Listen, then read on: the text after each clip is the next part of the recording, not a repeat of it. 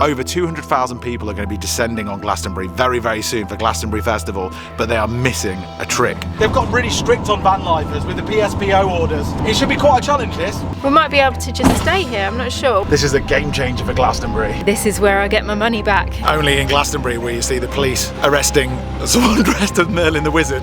They ain't gonna give, they're always gonna take, they want you in, as does buying a steak. They ain't gonna share one slice of the cake, they ain't even gonna follow the rules they make. Jumping the fence at the Glastonbury Festival, which is something that one out of the two of us has done before. Welcome back to the channel. We're Janine and Liam Day, a married couple who have been doing full-time van life in the UK for the last 2 years. We've travelled to many weird and wonderful places in Britain, but nowhere tops where we're going to today for the best Britain has to offer in the way of all things magical, mystical and legendary. If you thought Glastonbury was just the place of one of the best festivals, then think again. This will definitely blow your mind. Welcome back to the channel. We are hopefully heading to Glastonbury to show you and to show ourselves that it is so much more than just the world's largest music festival, or I think it's the world's largest music festival. It's so much more than that. It's potentially one of the best places you can visit in England in the summer. And we're going to go and prove that fact, but first we've got a serious problem. We're heading to Bristol because we've got a major leak in the van, a major water leak in the van. As you know, we've just spent 6 months out of this van and we've just started living back in it again. And we've got this huge leak that's just sprung out of nowhere. Unfortunately, I can't find out where the leak's coming from because of its position and where it is. So we're having to go back to the guys who manufactured the boiler heater, the water system in our van, with hope that they can sort it out. If they can't sort it out, then potentially we're not going anywhere today. So we're heading down to Bristol on this glorious sunny day, hoping that we get our problem sorted so we can get to Glastonbury.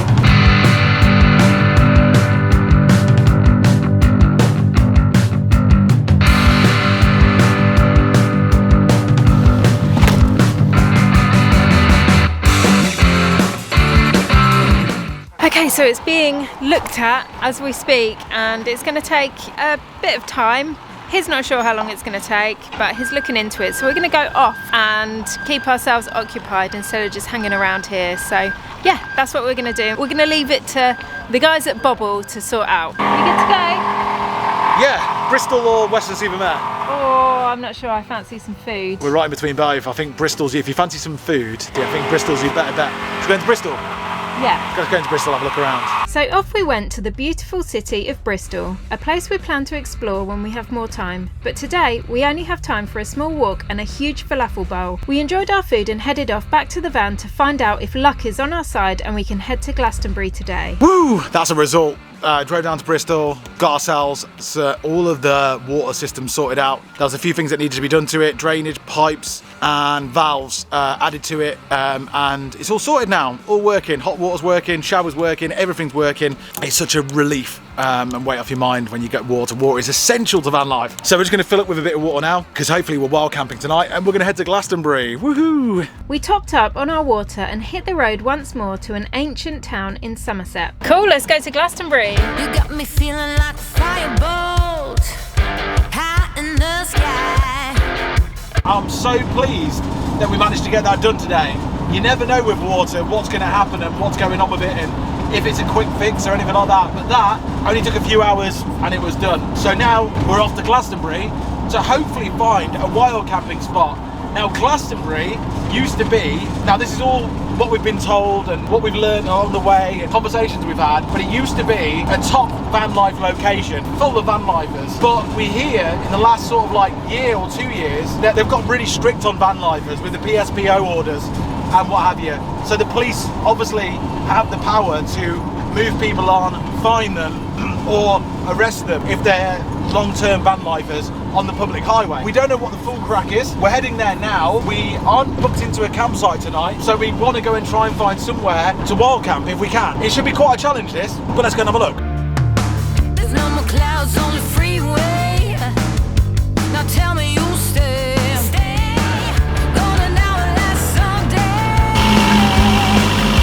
Okay, so we've just turned up at a car park and we were actually just going to stay for like a couple of hours and then maybe go and try and find somewhere out of town a little bit, but we think you can actually stay here overnight because it says 24 hours parking for £10.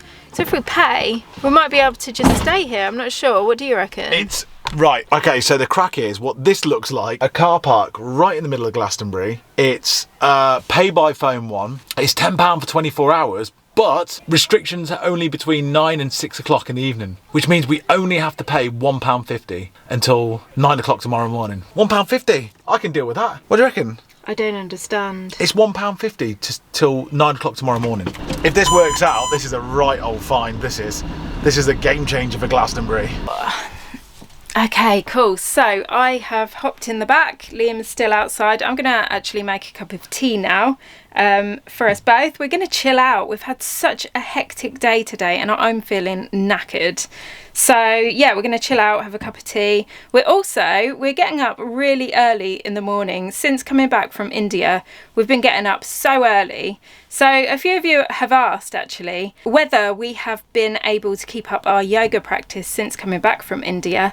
If you remember, we've just qualified as yoga teachers out in Rishikesh, and we learned a self-practice whilst we were out there, and that involved getting up at 4 o'clock in the morning. We wanted to bring that back to the UK with us, so we did that, and so far so good. We've just been getting up really, really early.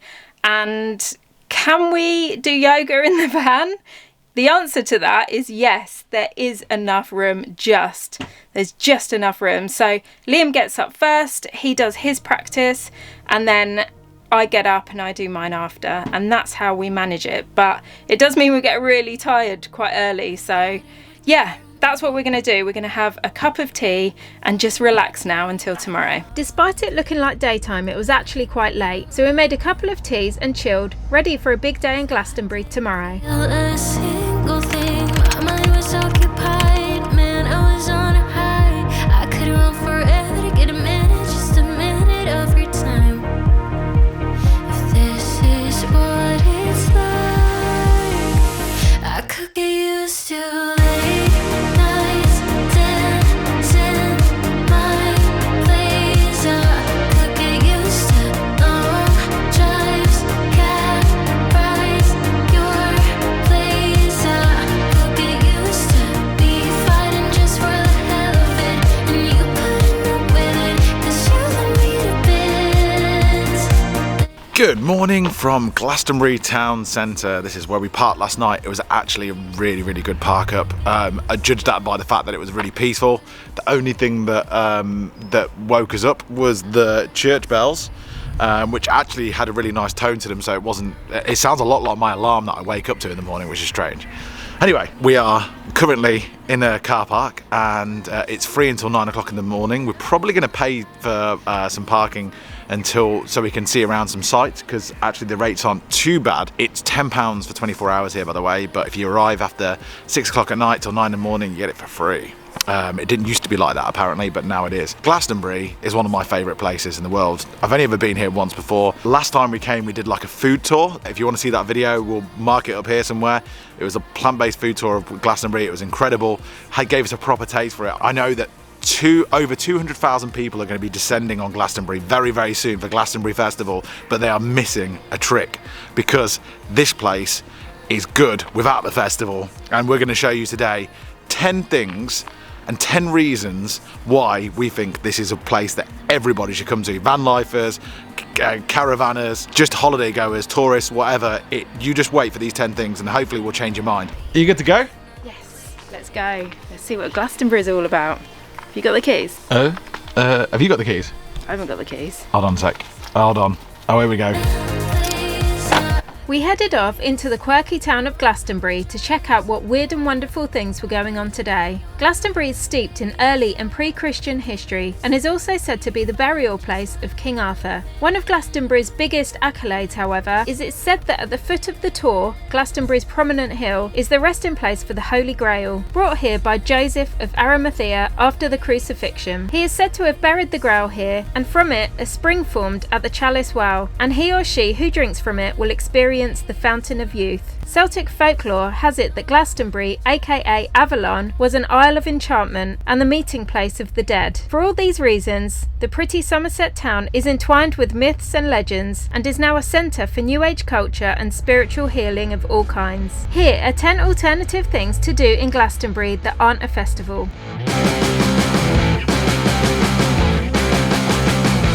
Okay, so first up on our list is having breakfast. So it's morning time and we've decided to go to a really quirky place just up the street here, and we're going for something to eat.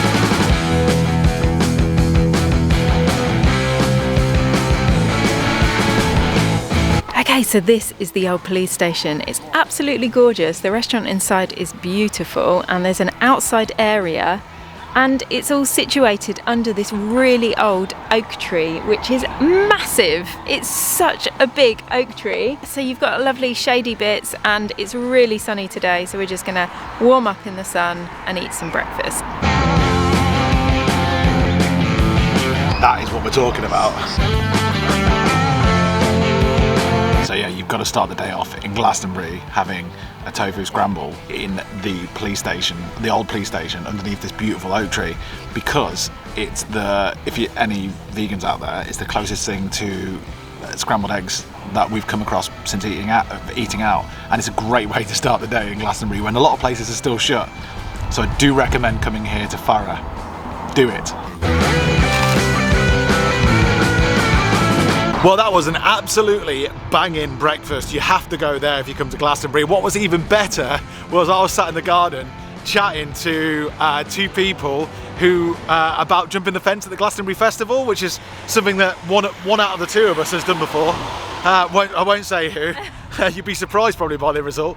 And yeah, they're going to Glastonbury, and they were talking about how hard it is to get in. But they said that they don't call it Glastonbury Festival, they call it Pixton Town Festival or something like that, because it's actually not in Glastonbury, it's just outside, and they're looking forward to it. They teach yoga. So if you're watching, best of luck to you this year. Okay, this is where I get my money back.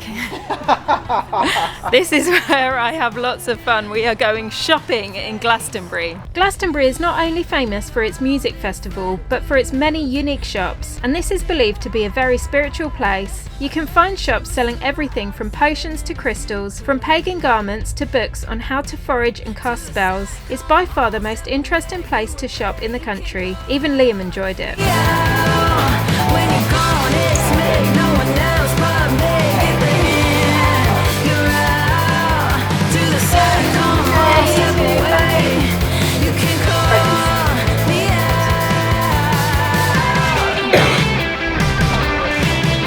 Yeah, it's good. No, that suits you. Does it? Yeah. Is it too big No. for wearing now? No, wear it now. Definitely wear it now. Okay. Do it. Shall I get it? Yeah. Okay, so I think that's me done. I've got a flower garland and I think I fit well into Glastonbury now. So yeah, shopping ticked off the list. Walking along these endless tracks. So now I'm dressed like a fairy. We are off to go and have lunch in a fairy garden. We headed into the very quaint Rainbow's End Cafe. Inside you wouldn't think much of it until you see the food on offer and of course the tranquil garden at the rear. We hear the owners are Egyptian, so the food is almost meze-like with incredibly hearty options to choose from. Then you take your plate and eat in the fairy garden, one of the most ambient places to eat food in the whole town. So this place is the Rainbow's End, and it's Egyptian, as far as we know, it's Egyptian influenced sort of meze type food, and it's just incredible. That's like a cashew tart, and cashew and mushroom tart with lots of different salad bits and what have you. So it's just like loads of pickety bits in a really pretty garden, pretty setting. You have to come here if you come to Glastonbury. Have to. We finished eating our delicious Egyptian-inspired food and continued our walk through town. It was then that we realised we have missed off one of the best things to do in Glastonbury. Only in Glastonbury will you see the police arresting someone dressed as Merlin the Wizard. You didn't get arrested then? No, I didn't. No, I didn't. What's happening? My name's Inspector Veg. Those Happy Days YouTube channel.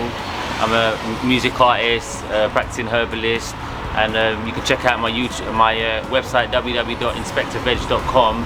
Basically, I just promote health and promote holistic healing and fasting and stuff like that. Just promoting people to basically eat fruit salad, drink the herbs, and to basically live a happy and healthy life. The food is fake, the medicine's fake, the education system is fake. They want you fighting with the thoughts in your head all day long so you never get a break. They don't want you meditating in the sunshine with big fruit sitting by the lake. They want you dumb down so you're listening to Drake. They want the teenagers to all sell flake. They ain't gonna give, they're always gonna take. They want you in Asda's buying a steak. They ain't gonna share one slice of the cake. They ain't even gonna follow the rules they make. They ain't even gonna follow the rules they bring on the 1-4. Oh, you better know that I'm a king. They killed the indigenous and made us all prisoners, and that's the real reason I do my thing. Like, beat the matrix, defeat the matrix. Stand up, don't take a seat in the matrix. You gotta watch what you eat in the matrix. Can't touch processed meat in the matrix. Life ain't fair in the matrix. Drink booze if you're there in the matrix. You gotta learn self-care in the matrix. Always gonna need Tupperware in the matrix. That's what I'm saying. www.inspectorveg.com. Inspector Veg, thank you, mate. Thank you very much. Thank you so much. Nice to meet you. Those happy days. Bless. Thank you. Take care, Inspector Veg. Thank you. Thank you. Take it easy, Take pal. care, See you. bye. Wow, I loved the song he did. That was amazing. Spitting some lyrics, eh? Yeah, what quirky people you got here. And actually, I really liked what he was saying. Good message, eh? Yeah, really good message there. What a nice guy. The quirky people of Glastonbury. That's another reason why you should come here. Next up, for all you, I was going to say you Jesus enthusiasts, my favourite thing that we're going to today is coming up next, and it's the quest for the Holy Grail. Apparently, where we're going next is the resting place of the Holy Grail. Yes, the cup that collected the blood of Christ due immortality, if you watch Indiana Jones. It really is. Like legend says, this is where the chalice ended up, and from it a spring came, and this spring is red. It has red deposits in it, and you can actually drink from this spring, and it's supposed to be very healing. This is all very, very true stuff. It honestly blows your mind. That's where we're heading next. We're going to the Red Springs, or the Chalice Well. Set between the Tor and Chalice Hill, there is an ancient spring that flows from the ground. The Chalice Well, sometimes called the Blood Well, flows at 13,650 litres per day, at a temperature of 11 degrees centigrade, making it pretty cold. This well is surrounded by outstandingly pretty tranquil gardens, which makes it an absolute essential place to visit if you come to Glastonbury. Seems like just yesterday out in the yard, there on our backs where the sky was so dark, watching the satellites passing like dust in the air. So this is literally the water that comes from the burial place of the Holy Grail. And you can drink it. Wow, it's got so much iron in there, it's almost metallic. But that's the price of immortality. You can have some of them. Whoa. Wow. Very metallic. Nice though. Have some, Janine. And there in the darkness we sat drinking wine. It's really nice, it's freezing, oh my god. It's like the coldest water. Oh, but it's really nice. Come here on a hot summer's day and chill out in the garden. It'd be so nice. The garden here is also really pretty with a path running through it. It has flowers and trees everywhere with various different places to sit and relax. We decided to walk barefoot on the grass, then took the opportunity to bathe our feet in the holy water.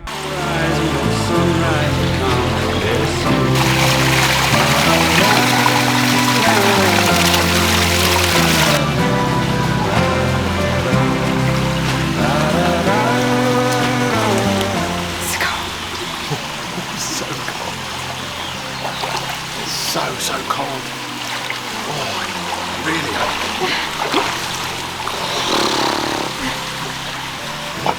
It's so cold it burns your feet.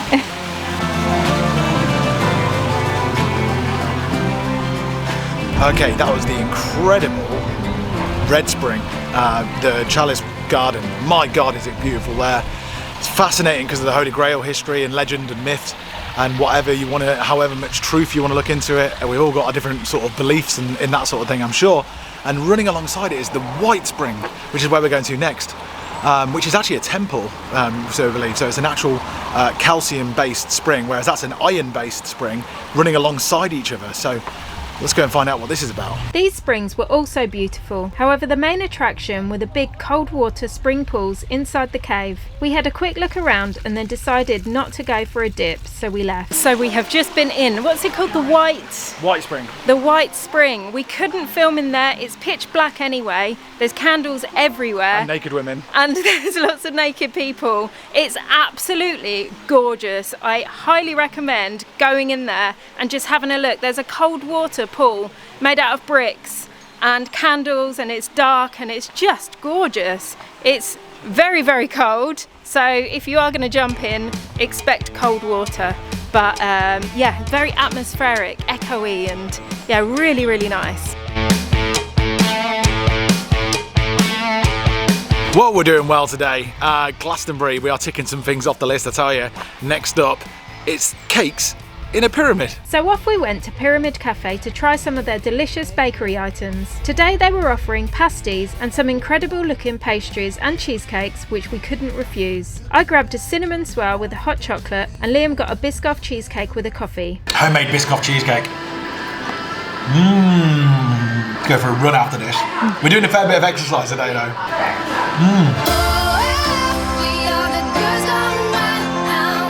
Okay, so now it's time to go and find my inner goddess. Yes, you heard that right. I'm off to an all-women's goddess temple to see what it's all about. It turns out that it's actually a fully registered place of worship, which not only holds daily, weekly and monthly events, but is dedicated to the development of a spiritual tradition, empowering women and men. I couldn't work out if men are allowed in the space too, so I left Liam outside chatting to some locals whilst I wondered. Just been in the goddess temple, and what a gorgeous space that is. So it's basically a place, a safe space for women to go to just to relax, meditate and just have a brief bit of calmness. And you can sit, there were ladies in there sitting reading and others just sort of relaxing, and it's just really nice. Candles everywhere, incense burning, like a proper goddess temple with lots of artwork and different goddess themed bits of creation just dotted around. It was really nice actually. Obviously I couldn't film in there because people were doing their own kind of thing and I didn't want to intrude, but I caught a few little bits, and yeah, really nice. Highly recommend going there if you do come to Glastonbury. What was that like? It was really good actually. It was very calming, very womanly. You can write down on a bit of paper a wish or something, and a shaman will come along and do a prayer on the wish. Or really? Something like that, yeah. Did you do it? No, because someone was in there doing it at the time. Oh, you're such a wimp. I hate Liam. Yeah. Make that one come true. So I hear when I hear the goddess bit, and men aren't allowed in there, I just can imagine a bloke just tied up. I'll put that in the box of ideas. Yeah, the suggestion box. The suggestion box. The punishment suggestion box. No, I'm only joking. It's nice they've got that. It's a safe space for women. Yeah. It's really calming in there, lovely music, and yeah, it's really nice. Nice, Yeah. very cool. Very cool. Adds to more Glastonbury brilliance. The sky is blue, the sun is high. Sitting We're leaving the car park now. It's very, very good park up. But we're leaving here. We've got 2 more things on the list of the 10 things that you've got to do in Glastonbury. We're having a brilliant day, seeing so much crazy stuff. We're going to go and see 2 more crazy things now, or 2 more brilliant things, and go to our campsite as well. We're going to go and compare this to a campsite, a Glastonbury campsite, but it's take some beating because it's just peaceful and cheap. So let's go see. We left the car park to go on a short 20-minute drive to the nearby town of Wells to take a stroll down the oldest residential street in Europe. We later found out that despite Wells being so small, it is in fact a city, the smallest city in England. Running alongside a truly stunning cathedral is Vickers Close, which is the oldest for sure, but it might actually be the prettiest street in the UK too. Vickers Close is a planned street from the mid-14th century, and it's also a living optical illusion. As you look up from the cathedral side, the street street looks so much longer than if you look down it from the other side, which is something to do with the layout design and the width of the road. This whole place was actually mind-blowing and well worth a visit to anyone coming to Glastonbury. Wow, it's actually really gorgeous. Anyone who lives here is very, very lucky. It's a beautiful street, lovely houses, nice bricks. Yeah, really, really nice energy. I wasn't expecting it to be so pretty. You'd think the oldest street would have a bit of grime on it, but it's absolutely like preserved. I'm a mess, babe, why can't you see?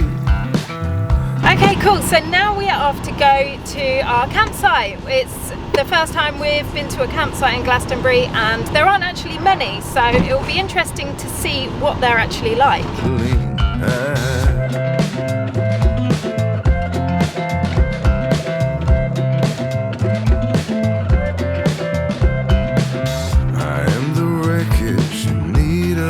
That's us, just straight on. They said don't even bother checking in if you've got your pitch number, which we do. Just drive straight on and that's what we've done. We took a quick look around the campsite and realised how small it was. There was a joint male and female toilet and shower block, which was joined onto a tiny kitchen / laundry room. The whole site was small and the amenities on offer were probably just enough for how many people can fit on the grounds. Okay, so the campsite's small and quite basic. It costs £30 a night to stay here, which I don't know. We don't stay enough campsites to know whether that's a good thing or a bad thing. It seems expensive to me. But the one saving grace of this place, the best thing about it is that it's right at the foot of Glastonbury Tor, which is just there. You can see it's right next to Morgan, which makes it impeccable location. It's gone from being an alright campsite to a bloody good one, and it's all down to the location. The sky is blue, the sun is high, sitting here on my own. I think of you, you're on my mind, you know. To me that's alright. Green grass on my neighbor's lawn. Maybe I should take a stroll. And to me that's alright.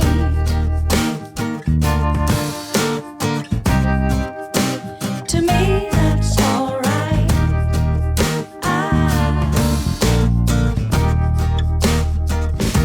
I spend my days just dreaming about you. Well, now that's just what I will do. I'm telling you, the sky is blue, the sun is high. I'm sitting here on my own. I think of you, you're on my mind, you know. To me that's alright. Green grass. So that's Glastonbury Tor at sunset, done. We hope you've enjoyed this video and we hope we've given you some food for thought. 10 things to do if you come to Glastonbury that's not the festival. Obviously the festival's really, really good, but if you come here and don't go to the town, you're missing out on so much, and we have just scratched the surface. It's definitely one of my favourite places to bring the van. I can't wait to come back again. I know we talk about these bucket lists and what have you, and it makes it seem like it's all about the destination, but trust me, drinking from the Holy Grail is nothing compared to the journey in getting there and all the people that we meet along the way and the incredible things that we see. I've really, really enjoyed this one. I hope you have too. If you enjoy the content, don't forget to subscribe, hit the like button, and we'll see you next time. We're off on our journeys again. Can you guess where we're going? Call us crazy, but things are finally right.